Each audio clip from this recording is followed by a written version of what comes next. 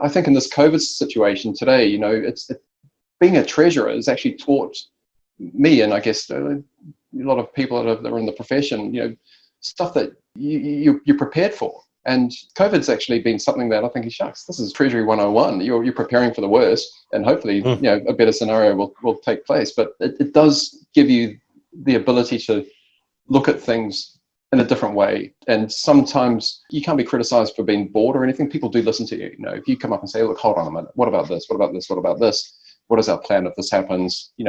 Going through that sort of decision matrix on what to do, or risk matrix on what to do, is something that becomes ingrained in you as a result of working in the Treasury profession.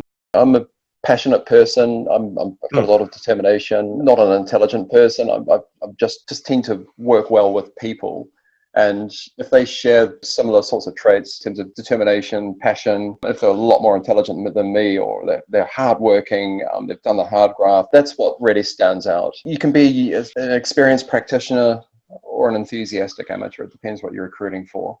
And in some roles, you're going to need that experienced practitioner. You need people who are seasoned, they've seen the knocks, and those are the sorts you want in the seat to save your bacon when things go wrong. But you also want a healthy mix of, enthusiastic amateurs who are coming up through the ranks and want to work hard, and working hard's the key. I do get concerned these days around work and effort, and are people really working that hard?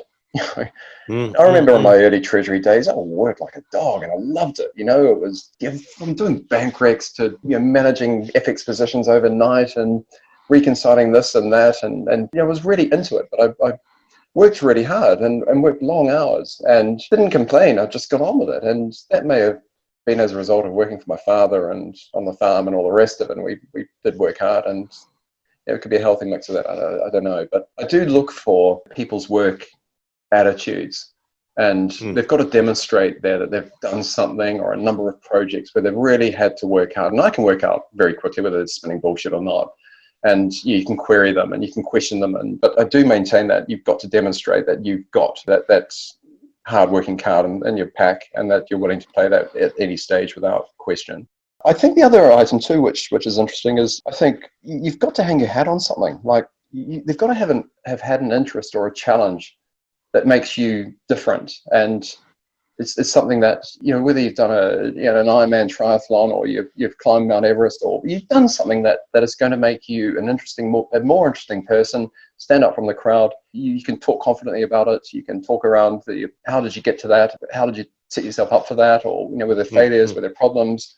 And how did you address it? And I think if you've got something like that you can hang your hat on, then you are going to stand out, because you're going to demonstrate that you've got the energy or seen the light somewhere that you wanted to get hold of it. But it's important, I think, that you've got to demonstrate. You've not just had your nose in books. You've got to have done something, call it a sporting conquest or some sort of personal conquest, or just something that you can say, look, this is what all-rounded. Yep.